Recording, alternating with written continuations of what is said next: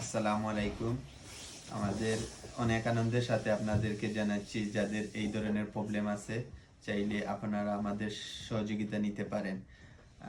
জাহিদুল ভাই মনে হয় প্রায় 2000 কত 22 সালে কেস পেয়েছি। হ্যাঁ 22 সালে কেস পাওয়ার পর উনি তিদ্দু সেজুরের জন্য আবেদন করছিলেন, যেটা সুপিভিচার সেনসেনজেনি আগে ছিল অন্য পিফিচার লাদাতে ছিল 4000 অন্য পিভিচার চেঞ্জ করছে। হ্যাঁ আউট পেরিসের বাইরে। তখন উনি আরেকটা অফিসে গেছিল যেখানে ওনারা অ্যাড্রেস চেঞ্জ কইরা সুপি পিকচার সেনসেনজেনিতে আনছে আর কি। আইনা সিজুরটা ব্লক হয়ে ছিল প্রায় 2022 থেকে। তখন উনি আমাদের অফিসে আসছেন, আসার পরে রাজু ভাইয়ের সাথে কথা বলছেন, বলার পরে উনি কি বলছে আপনি একটু বলেন আমাদের রাজু সার্ভিস ভাই সম্পর্কে।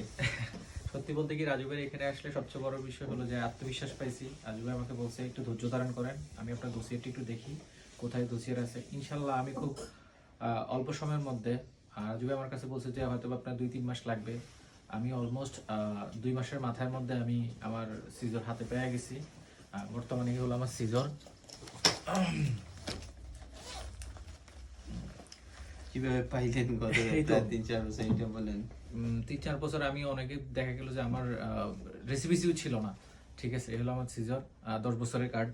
আমরা কতদিন সময় নিয়েছিলাম? আপনারা 3 মাসের সময় নিয়েছেন, আমি 2 মাসের মাথায় কার্ড পেয়ে গেছি। ইনশাআল্লাহ। সিজারের সময় মিষ্টি নিয়ে আসছেন উনি, আপনারা আপনাকে একটা মিষ্টি মুখ করে আপনি খান ভাইয়া, আপনি খান, আমি মিষ্টি কম খাই ভাইয়া। ধন্যবাদ। ওকে।